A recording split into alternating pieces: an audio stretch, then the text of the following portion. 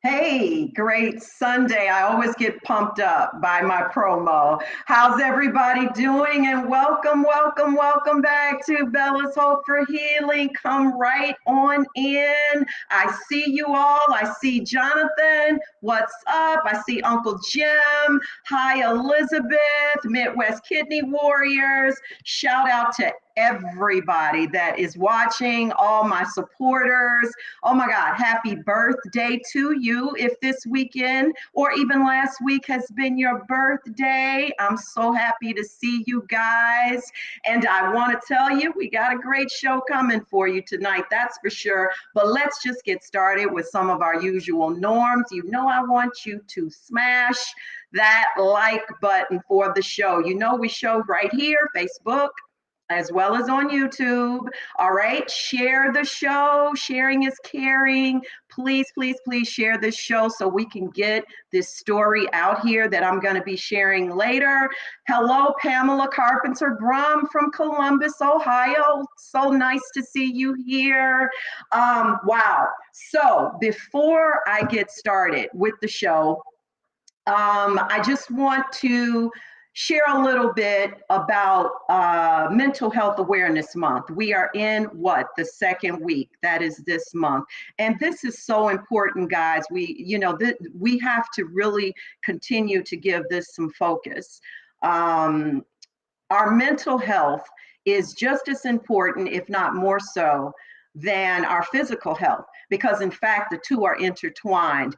If our mind is not processing well, and it's in a constant state of emergency, despair, sadness, whatever it is, it's gonna most definitely, I guarantee you, affect our bodies. We are hearing more and more about people who are committing suicide, who are dealing with extensive depression and anxiety. Some anxiety there's an actual good anxiety, but there's some and definitely levels of depression that are very dangerous. And I want to keep going at this, guys. I want to keep going at it. And what I want to do today is a little test that, if a few of you don't mind, I want you to share something that brings you joy when you are stressed out. What are you doing? What are you doing physically, emotionally? Do you journal? What is it that you do to bring yourself down a few levels when you're feeling under stress or in duress? And put that in the chat box. I want you to put your comments, questions, opinions in the chat box, but I really want you to put something in there. And Jarrett, when they do that, shout out to my producer, Jarrett, behind the scenes. Could you put it on the screen so I can see it at some point? Because I do want to commend you for that. And what I want to share with you is what I do. I go back old school from when I was a kid. I found the most amazing I call it organization that I have had the privilege and honor to be a part of. It's called 40 Plus Double Dutch Sisters. Well, it's all women. That's what I call it. And this is a group. Now, guys, I know this is not for you. Bear with me. I know you like, we don't want to hear about no double dutch, but we bear with you with football, basketball.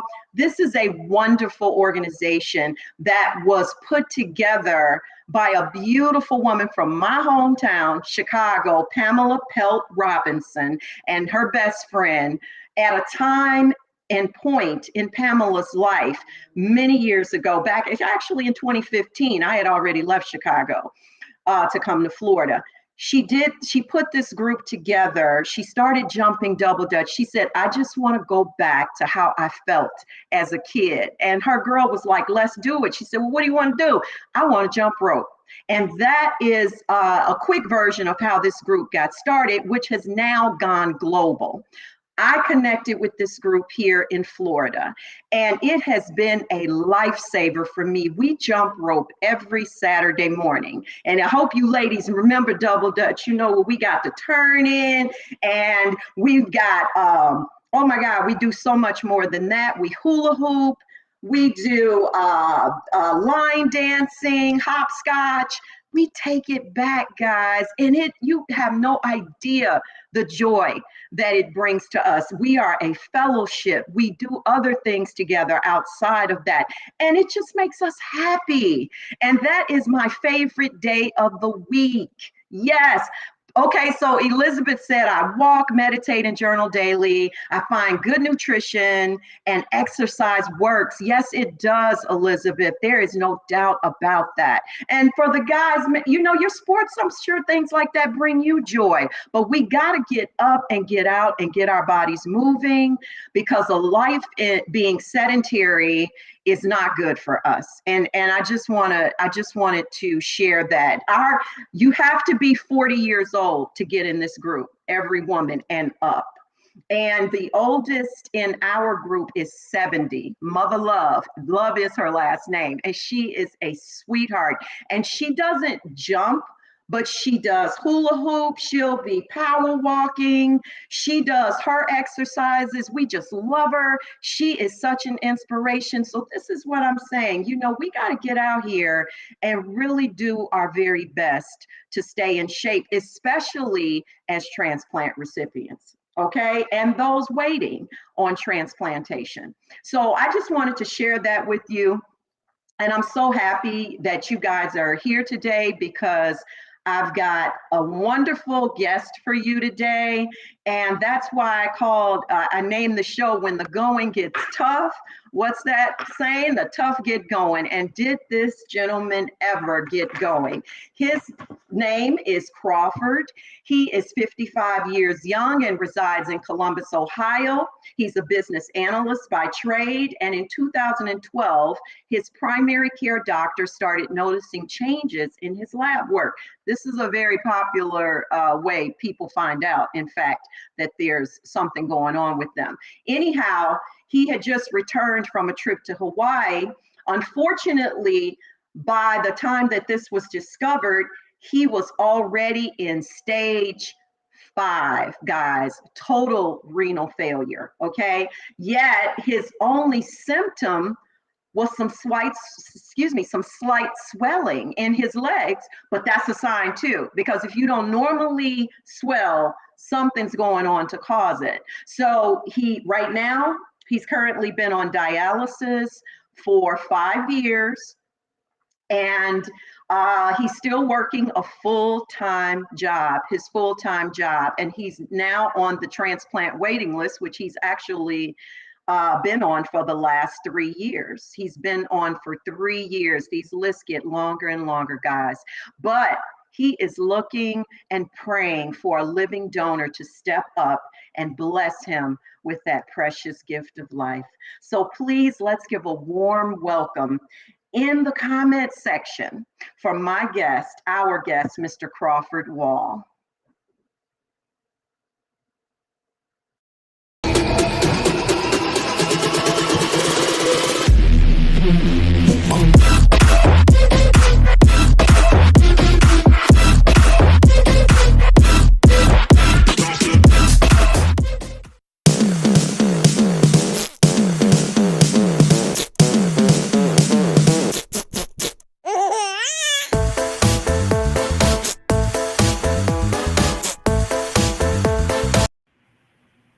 Crawford, hello. Hey, how you Hello. doing? How you doing? How you doing? I am good, my brother. How are you? I'm great. I'm great. Doing fine.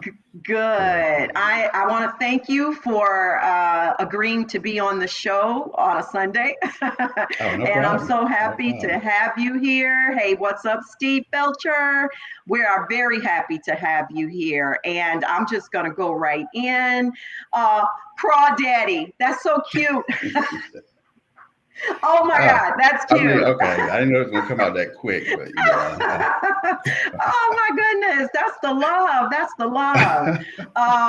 So yeah, Crawford, your story was so moving to me, especially. I always am in kind of like total disbelief when people tell me that they were at such an elevated level of kidney disease when they found out about it.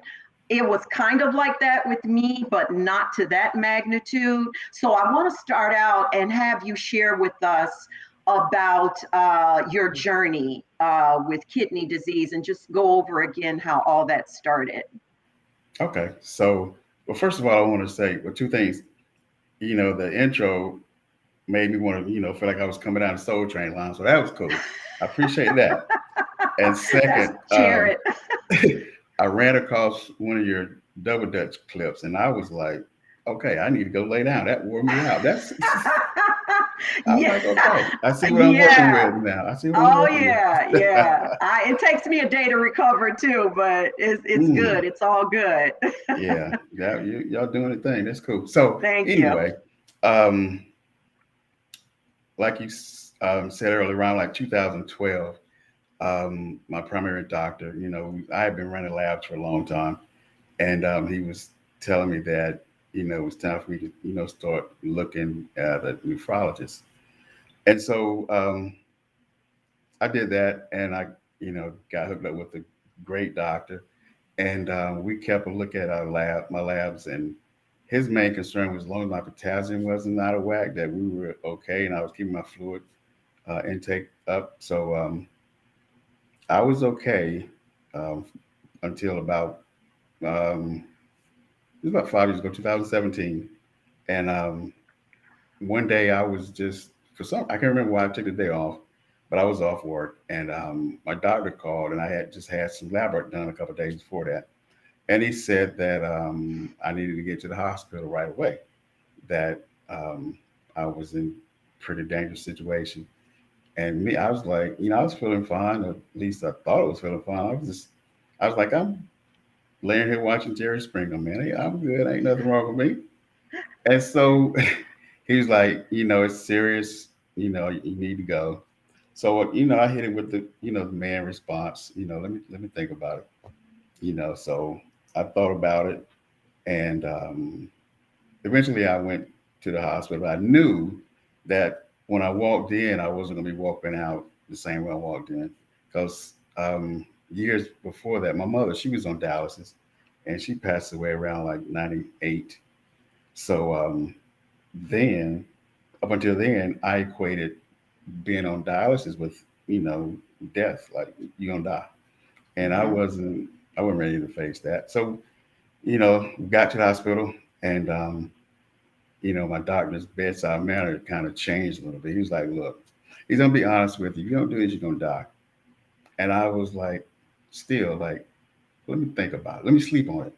So he's like, "I'm gonna give you another day." So I slept on it, and I said to myself, if I wake up, I'm doing dialysis. So my odds, I was still in the hospital, and um, from there on, went to the OR room, and it's been dialysis ever since. Okay. Wow. So I'm going to back up a little bit. This was found out through lab work.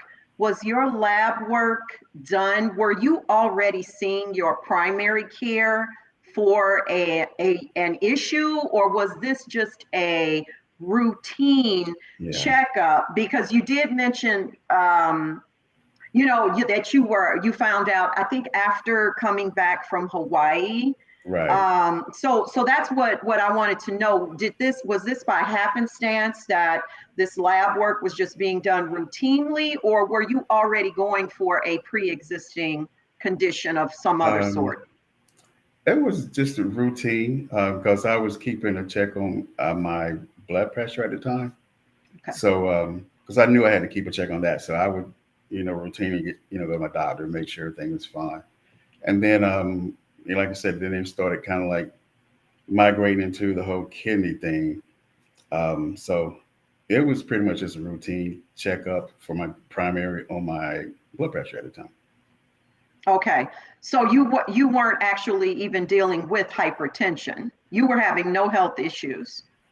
I was dealing with the hypertension, but it wasn't way out of whack. It wasn't, way sky high. We had it maintained and still Okay. do, but at the time, so we had to maintain medication. Sure. Okay. So you were on medication. Okay. Right. And yeah, so yeah, and Jared just threw up that yes, diabetes and high blood pressure are the two leading things of kidney failure. So that's why I was wondering, it just seems as though something would have probably been the cause. And I'm not a doctor, but I was wondering, was it possibly hypertension or even genetics? And you did Right. share with us that your mom, if I'm not mistaken, unfortunately, you lost your mom to kidney disease. Right. Um, did your mom ever get a transplant, or was she? No, no, she didn't. And she was on dialysis for about, I think, about 6 or 7 years. Okay. Um, but I wish I knew what I know now about Mhm. dialysis. We wasn't at the time in the same state. She was in North Carolina back home, and I was here in Ohio, and I know now, the stuff that she went through, and the stuff that she used to talk about, and I didn't really understand it, but yeah, I know So, now. so when you say you wish you knew Crawford, I'm just curious, what aspects of it do you wish what do you wish you knew that I'm guessing you mean so you could have made possibly some changes within your own health, or what do you mean by that? Well, I was talking more of understanding what she was going through, Okay. because I know the doctors put her on some medication for hallucinations, Mm. and so when I went for a visit, and I was sitting there talking to her, and she was telling me, that she would see like arms out of the come out of the clock, or somebody sitting at the bed talking to her, and what I know now, that was probably just, that urema, how it builds up on your brain, and it makes you seem like you have dementia. And Yeah. and so, because I told her, I was like, my mom's not, she's not crazy, Yeah. So, and she would also tell me how she would just be itching all the time. Mhm. But old school, she was like, she called me Junior. She was like, Junior. She's like, I got scabies. And I was like, Mom. She's like, yeah, these little Yeah. white bugs, you can't see them, but I got them. I'm just itching all over. Oh, But if oh, I knew that was wow. just now, that was just the Yeah, phosphorus out of whack. exactly. And also the product that's used for dialysis, which if I'm not mistaken, is the dialysate. I don't know if Steve is on here, and he's an excellent dialysis nurse. That can cause itching as well, and your mom was. I think that it was a combination. I'm not sure how old your mom was, and what they had her on, but it does seem like she was Yeah. experiencing some things, from that. Right. Yeah, Yeah. yeah. And I think that is it possible, did they ever tell you? Because one thing I do think, Brother Crawdaddy, I love that. Hey Tafaro, one thing that I do think that it was a sign with you, it would seem to me would have been that edema you were experiencing, Right. the swelling. And Hmm. yeah, so I don't know if they mentioned that to you as a possibility, as a sign, Right. possibly. Yeah. So, eventually I moved her here, and she was here for a while before she died. So I got to know a little bit more about it. But so Hmm.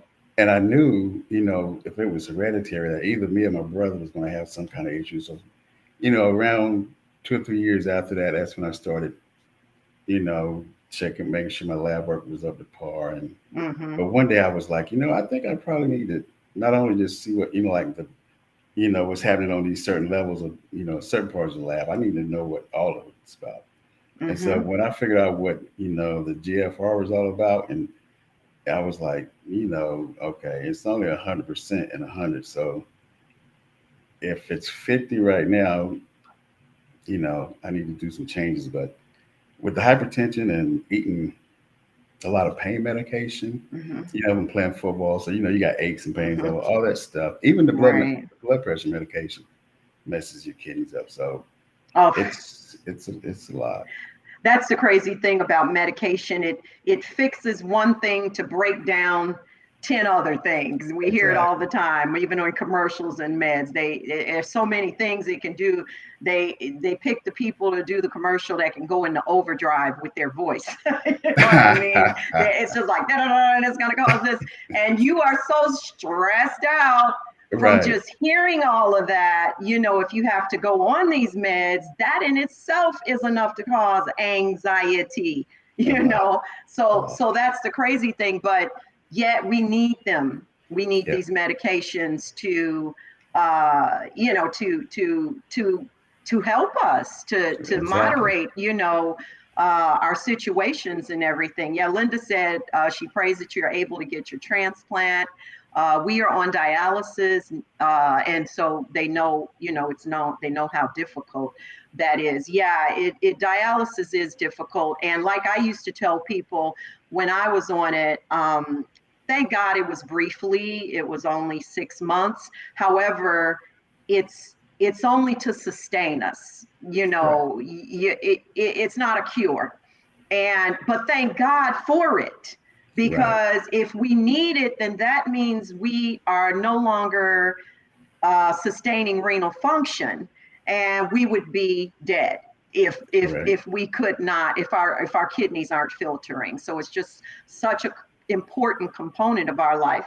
So next question for you, Crawford. You know, many men are not very open about talking about illness. I understand it. It's like, guys are built differently than we are. I feel that we as women, we base most things on emotion, and men base everything on logic, and the way men are raised is to be strong and Right. tough, and boys don't cry, suck it up. And so I don't believe in that in every aspect, because so many men I feel are hurting. I went through with a friend who went through prostate cancer, and I have never seen him so devastated. He was a bodybuilder, and so that hit him really, really hard. So much muscle mass was lost during that period.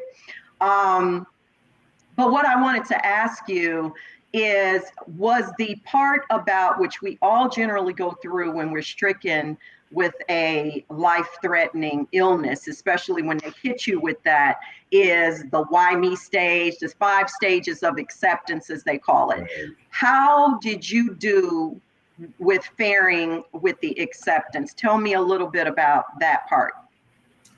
So um, I don't think I didn't go through the why me part. Mhm. Um, my thing was, I realized I was in another situation and I had to figure out how to navigate through that. That was my whole concern. Um, and so it was funny because any other, you go any other doctor's office, for anything, and they have all these posters up for different type of medications, things for you to change your diet on. They have these infomercials running. But when I walked into the dialysis center my first day, there wasn't nothing in the lobby about getting off of dialysis. And so I was like, okay, I'm in a totally different world. So once I got in and started my treatments, um, instead of sitting there, those 4 hours, just, being depressed or why me, I was trying to figure out what the machine was doing, what could I do to leverage that to get off of it as soon as possible?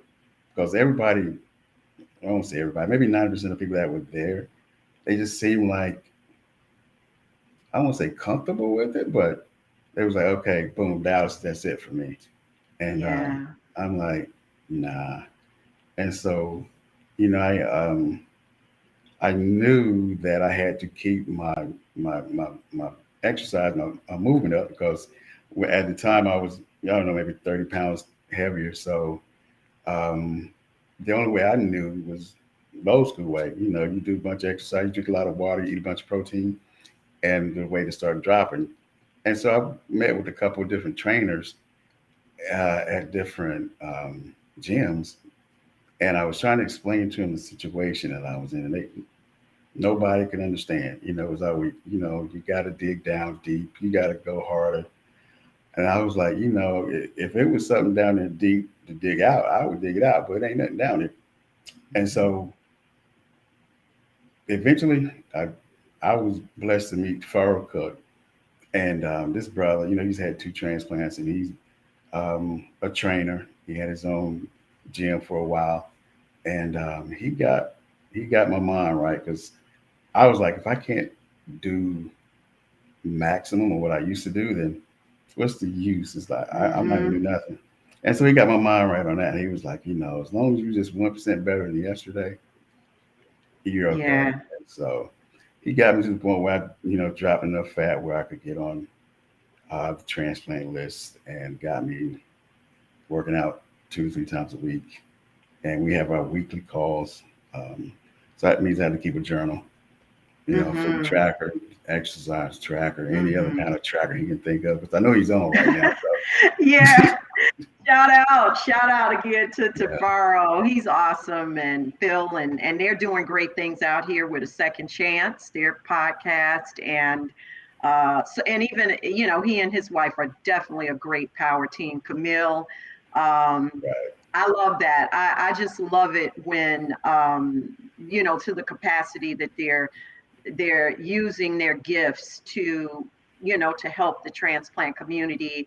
And I always feel that, you know, not to take away from anyone who may not have walked that walk, but it is a little different when you've been through it yourself, you know, when you've right. lived it. um, it just kind of, it just, you just kind of express it a little more differently and more passionately. And so it sounds like he was really a lifesaver even for Oh yeah, you. Yeah, you know, and that's great. And everyone does not have that. And that's why it's, or don't know how to seek it. And that's why right, it's so important. Again, as I was reflecting, sharing earlier about the importance of our mental state of mind, you know, that's really critical for our healing, you know, and even in this sense, getting, like you said, this is about educating yourself. And you really touched on something also that made me reflect on, the dialysis in the center, whereas I chose not to go that route and I chose PD because I knew for me it was going to be better for me to be in my home environment, you right. know. And but I watched my grandmother go through the center when she Mm, was on it, and she was on dialysis 10 years, much longer than your mom. And they, a lot of them were like, not listless, but they were just, I yeah, know what you mean, they were just so like, okay, this you is it. You know, know, this is hey, if I'm going out, I'm going out. And I'm not knocking anybody. If that's, I don't like the sound of that. But if that's how you feel and you are, you are. But it doesn't have to be that way. You know, it right. doesn't have to be that way. Tafral said, yeah, I'm on my brother Crawford. He's a hard worker. And comment to his health. And you know, I can tell that. That's why I thought that title was perfect for you. And that's so good to know that you are out there doing things. Yeah, Tafaro, we can't settle. We got, you got to keep working hard at your own health. You're your own. I say it all the time. You're your own best advocate. So did you ever have any possibility? We want to talk a little bit, guys. Running across the bottom of the screen is the information. If anyone is interested, I want to see people of color do more living donation. That's the part I play with LifeLink of Florida. This is what I try to really educate the public on the importance of that and the safety of it, and to help dispel the myths and misconceptions of that. And so that's why we're running this at the bottom to be a living donor for Crawford, as well as the name of his coordinator at the University of Illinois. Shout out to Chi-Town again, Joji Lanzar, and the phone number is running at the bottom. So yeah, if you have questions about living donation, you have things that you don't understand, please inbox me, reach out. We can talk one-on-one about some of these things, and you make your decision. But keep in mind that we are all going to need something one day. We are all going to have something go on, usually with our health. Not many people leave this world, just in total perfect health, and so we have to really think about the importance of helping others. So what I want to ask you is to tell a little bit about your current dialysis experience, Crawford. How long is your dialysis? How often? How do you feel afterwards? What type of meds are you on right now? So my treatment days are Monday, Wednesday, and Friday, uh, 4 hours apart. So it's like from 10 to 2:30. Um, and the only medication that I'm on is just two blood pressure medications, which I've been on forever. I'm Okay. not diabetic or anything like that. So the only thing that's wrong with me is, my kidneys just couldn't keep up. So Mm-hmm. um, and as far as the treatment, with the staff there at American Renal Association in Reynoldsburg, man, they're awesome. They make me feel as comfortable as as possible, and they're always educating me. Anytime I have a question, even if I don't, they tell me, "Look, Crawford, this is what we're going to do, and this is what we're doing it," and I appreciate all that. So as far as how I'm feeling, like the first maybe 3.5, 4 years, I could do my treatment, go do what I need to do, run errands and all that, and you know, have a normal rest of the day, and go to bed at a normal time. But this last year, man, it's like I can tell it's affecting me a little different. Uh, the treatment times are okay, but after my treatment, it's like I have to go home, get home, and maybe about after that, I crash out. Mhm. But it's like a hard 2 hours or 3 hours, and then after that, I'm up for the rest of the night, and I get sleepy Mm. about 30 minutes before the alarm go off, go to work. So it's just a constant, like, Wow. feel like I just can't catch up. But when I can't catch up on my sleep, I do. So I just Yeah. have to figure out another way to, navigate through that part. Um, Mm-hmm. so that's how that's going. But other than that, Mm-hmm. everything's okay. Yeah. Everything's Well, cool. I'll tell you one thing. It's awesome to hear someone talk so positively about their dialysis center and Oh, yeah. just the overall experience. I mean, I know Steve is always he's a big advocate and like the go-to guy for pointing out the things that are wrong in these centers and how people are being treated, and with lack even of care and things like Right. that. So I gotta know, I gotta want believe rather that if there's a lack, they're lacking in that, then they're definitely lacking emotionally with being, and Right. like you said, they're kind to you. I mean, kudos to your facility, because rarely do you hear that, Oh, so yeah. that's awesome, because that's a long time. I mean, what is that, 12 hours out of our day, a person's day a week, especially for something like that, is a big deal. Yeah, it is. And it needs to be as pleasant as possible, because like you said, now it's starting to kind of wear you down a bit, Right. and I know what it's like to feel that way. The only difference again is I did mine from home, but I was on the machine 7 days a week with PD, because you got to do it Right. every day, and I did the night cycle, or 10 hours a night. And when my Mhm. alarm went off and disconnect and clean the tube in my stomach, I had to jump in the shower and put my cop uniform on every day and go be the See. police.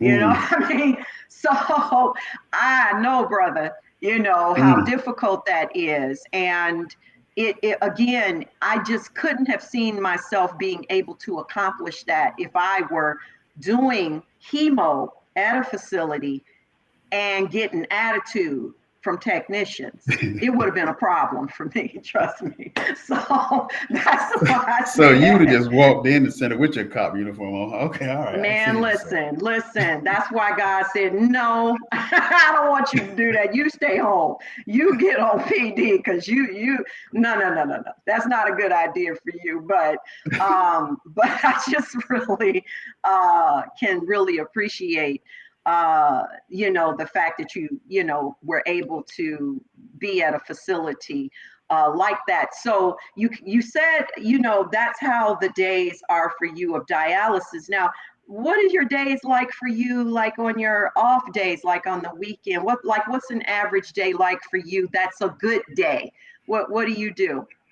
So usually my good day is, for some reason it seems like it's Thursday. I don't know why, but Okay. like some off days are Tuesdays and Thursdays and the weekend. But I'm still still working 8 to 5. So that keeps me pretty busy. I'm fortunate to have the last 2 years been working from home, so I'm more of a functional type person, so support type. So if nothing's burning down, then I'm pretty okay. Hmm. Um, so usually, I can get stuff done, after 5 if I need to run some errands. There's a lot that I'm not going to do, just because of COVID. So, and I don't mind, Hmm. you know, I love myself, so I don't mind being at the house by myself. Okay. I'm Would you okay say, with that. would you describe yourself as an introvert to some extent? I think a little bit, but I know I've heard, people describe me as, somebody that's always out and about. But Yeah. I mean, only if I have to. I mean, I could be out and Hmm. about, like before COVID, with my friends doing whatever. But in the back of my mind, I'm thinking like, man, I'm ready to go home, 'cause just so I could go, stare at a wall and get my battery recharged, kind of thing. Right, right. So, um, but yeah, and I even, well, I probably shouldn't even bring this up since you No, were you born and what? raised in Chicago? Yeah, but that's Okay. okay. Go ahead, go So you right guys ahead. probably call it dancing, but I used to be in the, here in Columbus in the stepping community a little bit. So I was dancing a Yeah, lot. come So, on. That's oh, great. no, no, see, you about ready to hit me with a 7, 8, and a 1. I see what you're ready to do. No, see, you ain't gonna pull me in that right now. So I was pretty busy doing that. That was fun. That was helping a lot of people. So that was cool. Yes. Yeah. Yeah, absolutely. I mean, and if you haven't been at some point when we get you that kidney, you need to go to shot. We the stepping central I now. know it. I You know it. know that. I've heard a few years. Yes, I have. So yeah, yeah. Yeah, that's good. That's good, because again, you've got to do something. If it brings you joy just to be at home in your crib, that's cool. Me, I'm not. I'm definitely an extrovert to the 125th power. I mean, I don't know about everybody else. Y'all can chime in. By the way, what's up, Jonathan? Jonathan said hi to you, Jonathan Trailer. Yeah, and that was a very difficult year for me. And I was going to ask you about that. I mean, I was hurting big time last Mhm. year, just with the lockdown. And but thank God, he's always so good. What was great was the show, or our Urban Health Outreach Media Network. And we stay, of course, connected through these shows and connected to each other because everyone needs that, everyone. And so that was a good resource. And just being my out was driving in my car. That was my release. Get on the highway, and I intentionally drive somewhere, pick different places that take me an hour to get there, just to let the windows down and let the air, the natural air in, because again, that you have to be careful, especially depending on what type of personality you have, with locking yourself down too tight, and fearful of the virus. Careful, yes, I'm still careful. However, my doctor kept imposing upon me initially, you don't keep yourself locked up too tight because I don't want it, messing Right. with your psyche. You Right. know what I mean? Because he said it was a lot of his patients that were now on antidepressants. And I've Yeah. never been on any, No. So No. how did you fare with that? So, something you mentioned that. Now, my COVID experience, the whole stay at home was a little different.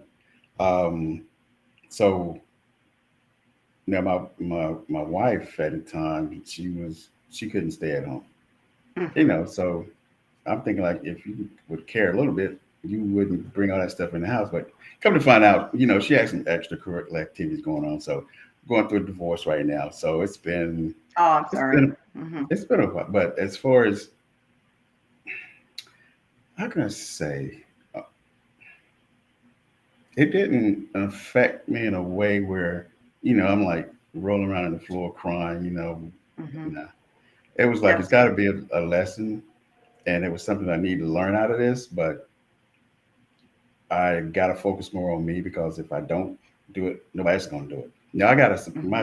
support team is, hey, you can't touch them, but still I got to do stuff for myself. And so, like I said, I don't know when it's going to be done, but you know, that didn't stop me. That didn't make me like, oh man, I can't function, because Mm-hmm. nah, mm-mm. That's good. I ain't gonna go. I wouldn't go out like that. You say you Mm, don't get down like that. Yeah. nah. They going in on you about your dancing now. See, you put that out there. They going in. Tafaro said Crawdaddy is, he's someone who can boogie. And then Jonathan was like, Mr. Cookie say he can dance. He say he can dance. See, So but that's they funny. they brag it to the in front of the wrong person now because you from Shy. I'm like, I don't know what you're talking about.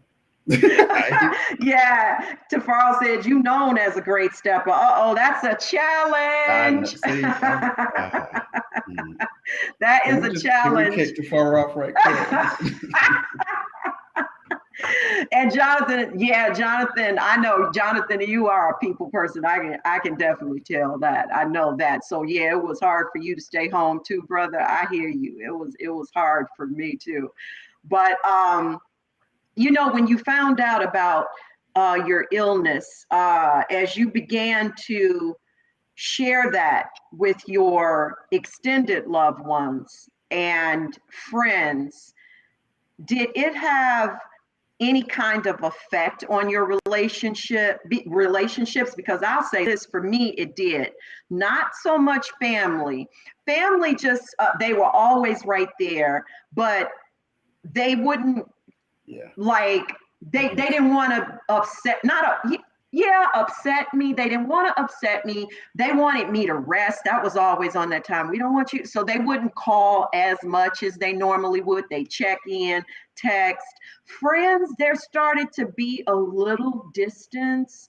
Um, and I think that was primarily because not everybody, and this wasn't all of them, but sickness scares some people. Yeah. That it's like they don't know what to say, and it's a very ticky situation. How about you?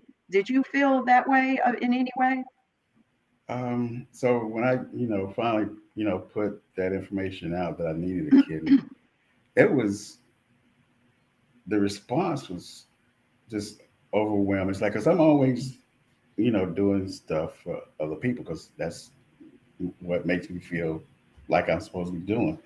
But the response that I got from family and friends, it was just something else, man. I didn't know that I had that much love out there in the world.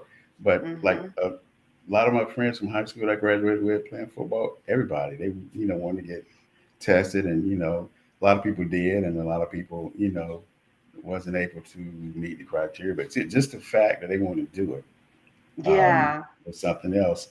But what I will say, I do know that there are some of my friends that feel like if they want to go through and get tested, they will tell me, and some won't because they don't want me to be disappointed. Mm-hmm. And I want to say that just I'd rather for you to tell me, just so I know Come that you're on. caring about me. Don't it ain't gonna Come be no on. surprise. So don't try to surprise me. Just say, hey, this is what I want to do. And Right. it's not like every time I see you, it's gonna be like you owe me money. We're gonna talk about it. It ain't. Right. Just that fact that you was like, hey, I want to do this, or at least I'm thinking about it. So Yeah. Yeah, yeah. So I agree, Crawford. I had well, my kidney was a living donation, I'm pretty sure I shared with you, and prior to my godson stepping up, I had three other potential living donors. mhm, Um, and people can come, as you kind of are saying, anonymously right, attempt to donate. Also, um, it is known, and I'm pretty sure they're still doing this, that if someone is a match and at some point they finish and it's looking good and they're telling them it's looking great, you definitely are a go. They do give them a way out, you yeah, know. They give them a way out. And I don't agree, just like you said, I don't agree with this. They will lie for them. I understand why they do that. However, I am like you. Just tell me if you right, change your mind. And that was the problem with one of my donors. That was the go before my godson stepped up. And it ruined our relationship for about three yeah, years, and that's the dangerous side of doing things that way. It wasn't because her back out was for a different reason, but I'm saying just the whole way it went down was not right, good. And so I couldn't agree with you more. It's really important to I want to know, because I'd be like, oh my God, thank you. I appreciate you trying. And, you right. know, yeah, there's a lot of love in that, a Oh, lot of love. And it's not easy to make that decision. For some people, they just do it. They'll yeah, say, the Lord, God led me to do it, or I've always wanted to do this. I mean, you have different type of people, that right, think differently, right? Would you exactly. agree with that? Yeah, that's how my first um, candidate was. She said she'd always wanted to do it. She had a friend that needed one, but by the time she finished her testing, that he had already had another kidney. So Mhm. she got, started with the testing and found out, which is something else. If you want to find out if you have anything wrong with you, get Come tested like that. on. She Yep. found out that she was born with one kidney. And I was like, well, I can't take that one. So, we still cool. But she found, because she didn't know. And I Hmm. had another friend, found out she had some colon issues. And it's just a thorough testing. But yeah, so I know what you mean about that. Hmm. Have they told you, or have you inquired, maybe, because so you've been on dialysis 5 years now, right? Right. And you've been on the transplant list for, is it 3 years so Yeah. far? Yeah. So tell us about that a little bit.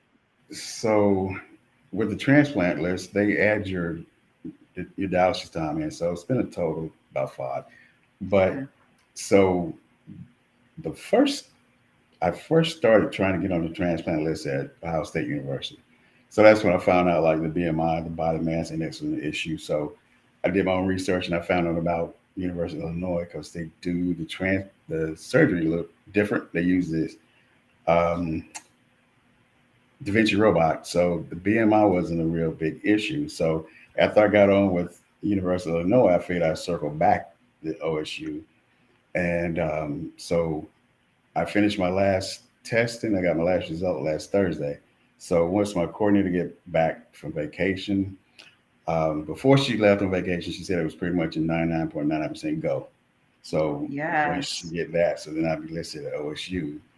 And they sound like once that happens, then it's going to happen pretty quick. So but if not, we're still going to leverage OSU to get on other hospital lists. So we still got a Hmm. plan. So yeah. Absolutely. And you're right. I mean, there's so many more options. Me being transplanted in 2005, so a little over 17 years now. Oh my God, you can get on that list, and they make it accessible in so many states now. There was a time when Right. either you had to, or it was like you could only kind of get on the list in the state where you resided. You Right. know what I mean? Because kidney disease and kidney failure is just so global, and so many hundreds, thousands on it that need a kidney. I guess they were trying to isolate, sanction it off in the area so that people who lived in these states. But I even told you, man, you better get on that list here at Tampa General. I told you how great Right. TGH is and what they're doing. And, there, man, people come from all over. I have met people and visited transplant patients there who, oh gosh, somebody was from Hawaii. Was it Hawaii? Or, I mean, just everywhere. Met a couple, few from parts of Mexico, and just Hmm. everywhere, literally. So but again, that you have to do the homework. Oh You yeah. got to put in the time to make the calls. That's all it is Right. making calls, Yeah. and um, most of them are very, very helpful, very Correct. helpful. And I'm really believing that soon they are going to be doing more transplants robotically. And also, I don't know what that's going to mean for the transplant surgeons, but I don't know. I still be like, Doc, no, you don't leave me in here with this robot now. I'm talking about. Like But I'll be yeah, right so back. Like, oh yeah. yeah, right. I'm gonna go get me a Starbucks real quick. But yeah, and even they did the was it the pig? They tried Yeah. somebody. Yeah, I don't know how that's going or if it failed. I meant to kind of try to look that up and see, but I'm telling you, this innovation is off the charts Right. now. I mean, I'm in awe of the things that are being done right now, you Mm. know. Um, what I wanted to mention, just back up right quick. You was Yeah, talking about the whole like being in mental health month right now. yes, yes. I don't know if it's a platform out there, but you know how you made a comment that we don't like to talk about a lot of stuff. But I I know one of the things I had to like get my mental right was like right after I started dialysis. Before that, I was getting up 4 or 5 times a night to use the bathroom. And then, it just dawned on me that I don't pee no more. That was a big mental thing for me. And then, Mm. then I started looking up the symptoms, of dialysis. So I was kind of keeping track, like, okay, I think I might be feeling this. So let me just check this and come back later, see how I'm still feeling. But I know one of the things, well, two, one is like, I'm not diabetic, but I have like neuropathy now, like in my fingers and my feet. So it'd be hard for me to dance right now, but still, Tafara got me doing these exercises that I'm doing, trying to work on my balance and stuff. But that and my libido has Okay. Mhm. disappeared, you Yeah. know. So Mhm. Mhm. I don't know if you Mhm. want, if there's a platform for men out there just want to talk about that kind of stuff of their own I dialysis. think that's a great platform that needs to be discussed, as you said. In fact, who had? Gosh, guys, help me. Jared, didn't who was that? Was that one of our shows where it had about No, I think that was Nashonda Laramore's show. It was about five guys or somebody. I don't remember whose show, but it was a great show. And I'm pretty sure it was her. It was five guys who were kidney recipients. I'm pretty sure maybe one had lupus. And they went in on sharing about just about what you're talking about. It was a great show. And I think a show like that needs to be done again. Thank you for being willing to even mention that, because I know these are difficult things like that, subjects, like I said, Right. for men. And um, most of them, a few of them even said they didn't have any issues with that, with their wives or girlfriend. One guy was super funny. He had me cracking up. But yeah, I think that is an issue. As a woman, I didn't have that issue. Okay, yeah, Steve did a show about it. Yeah. Okay, yeah. Tafaro said they're gonna address that on a second chance as well. Yeah, I mean that needs to be talked about, and because that does play a big role. Now, it didn't affect me in the same way it affected you, Crawford. However, as a woman on PD with a tube always hanging from my abdomen, I Yeah, you felt looking sexy, very, come on, come huh? You on. ain't feeling Had to sexy. make a joke about it, like, all right, Yeah. cowgirl in the house. I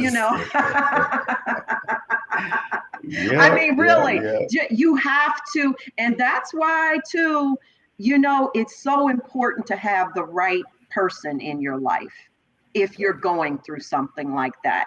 And again, my friend, when he went through prostate cancer, I mean, he was like jacked up with, mentally. Hmm. And I remember telling him, you are going to have to keep someone in your life, find someone who loves you for you, because what you're about to go through, it's going to take that type of woman.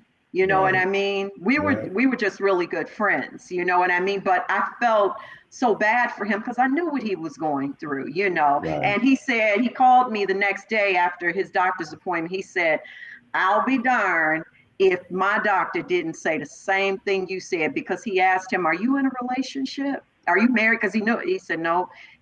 Well, whoever you have in your life, they're going to have to be understanding because you're about to undergo a lot of changes. And Right. so, again, now we're talking about that mental thing, Yep. you know, that's really important, because if you're having a problem with your significant other and they are not right there with you the way a spouse is supposed to be, or even a significant other who says they love you, that can be of some detriment to your healing. you know. Yeah. Jared said, I've interviewed kidney disease patients who have mentioned that the permacath made them feel insecure. Yeah, it really does. It Yeah. did, Jared.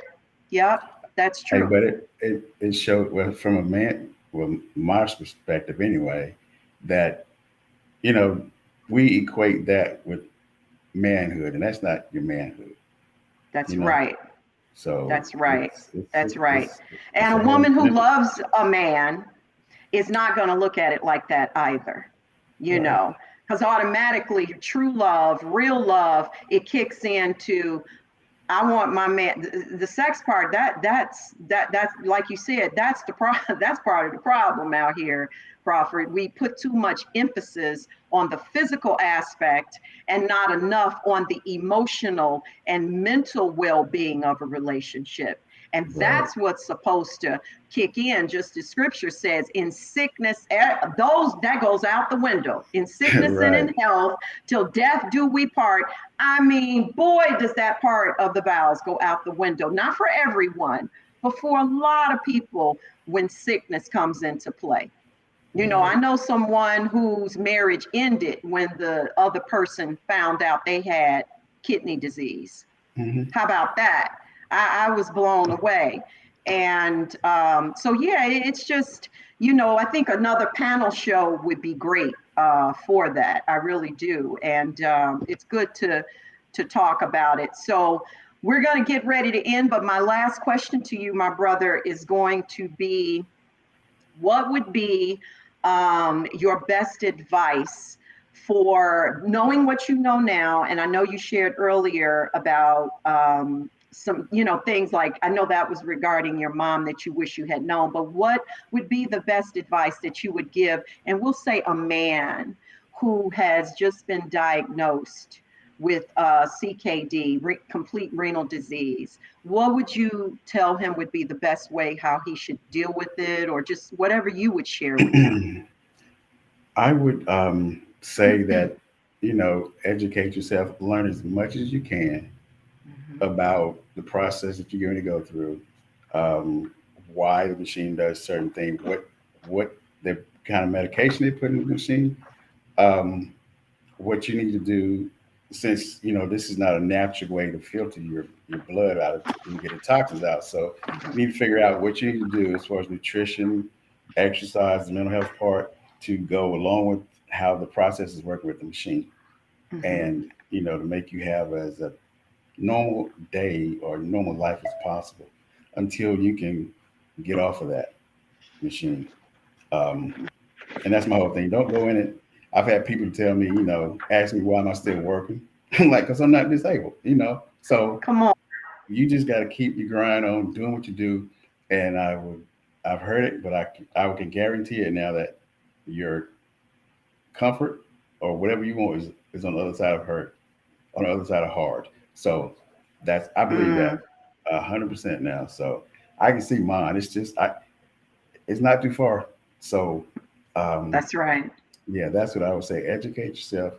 And if you're gonna be depressed or down, give it 30 minutes and then get back up and just keep it pushing. Come on. That's great advice. That sums it up all in a nutshell. And I couldn't agree with you more, brother, in what you said. I totally agree. And so, I just want to leave you with this scripture. It has been so wonderful speaking with you and having you share your story. And scripture that reminds me of you comes from the book of Psalms, one of the greatest books and longest book of the Bible. Right. Psalms 41:3, when it says, the Lord will sustain and strengthen him on his sick bed. In his illness, he will restore you to health. And Crawford, your physical strength to me is one of your greatest vices, and Mhm. I have no doubt in what you just even spoke into your own life, that kidney is coming for you, my brother. And, Yeah. I don't have to tell you to hold on because you already holding on. You've got Right. your mind and your body are in sync together. And that is the key to getting you not only through what you're dealing with, but getting you closer and closer to that kidney. So I look Exactly. forward to being able to announce that on my show, that you've gotten your kidney. And I look forward to seeing you share your story again on more shows where I'm sitting on the other end of the spectrum, just Right. listening and drinking my bottle of water. Hey, well, I appreciate you for having me. I really do. I really appreciate that. Yeah, absolutely, my brother. And thank you so much. And man, just Godspeed to you. Just continue to do everything that you're doing, because you're definitely doing all the right things. Yeah, Tafarel said he's going to see you soon. And I still say, I want to see this little stepping thing going on. Now, I'm going to give you till you finish, get your transplant and recover, but you didn't put it out there now. So This is what I'm doing. So after the transplant, give me, let's say, 8 weeks. you got it. I'm coming down to Florida. Uh-oh, come on. And all I gotta say, when I walk in the door, you just be on your 7-8 because it's going down. Okay. That's a plan, my brother. That's a plan. Thank you so All much, right. Crawford, and Thank you you. have a Appreciate you. blessed evening, and You we'll too. talk to you again soon. Okay. Thank you very much. Bye-bye. Thanks. Bye You're bye. welcome. Wow, wow, wow, wow. What a great guy. Yes, Jared, he's a high stepper, brother. That's a good way to say it. And I'm looking forward to that challenge. That's going to be really cool.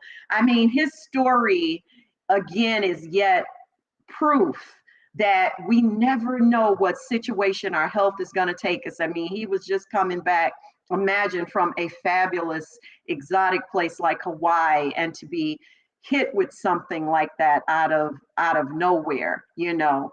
And I just love his attitude and personality. So again, please, again, that information, if Jared could run it across the screen once more with the name of his Joji, his Joji Lanzar, yes, of the University of Illinois. That phone number down there is 313-996-8330. Another great transplant center. Me being a Chicago girl, I'm familiar with all of them. It's very rare for a city to have three amazing transplant centers. University of Illinois is one. Where I got mine from in Chicago, Illinois, is Northwestern, and then also the University of Chicago. So they are all amazing hospitals for transplantation. So again, share this show, guys. It's going to be recorded. If you didn't get to look at it, or you think someone else needs to see it, please, please, please share the show. Smash the like button. Support us on YouTube under our umbrella, Urban Health Outreach Media. And everybody, we all out here doing our thing, trying to get this word out here. Just please continue to be proactive in your health and your regular checkups, because this is how we can hone in and catch these things before they get out of hand. If something should manifest, maybe we can catch it in the beginning, and you won't get this far. Okay, it's all about you. It's not about me or anyone else. It's all about you and your health. We want you to be around. I love you guys, and I am looking forward to the next show. Got another good one coming for you. Have a wonderful week. Be safe. Continue to wear your mask in high-risk areas. I know we've all gotten, a little lackadaisical, but careful. You can still be careful, and you got to just know you and what kind of environment you hang out in and the kind of people you hang around. You're gonna be all right, but just continue to protect yourself. Jesus loves you, so do I, and there's absolutely nothing that you can do about it. Thanks everyone for joining. Thanks for all your love and support. Have a wonderful week. Bye.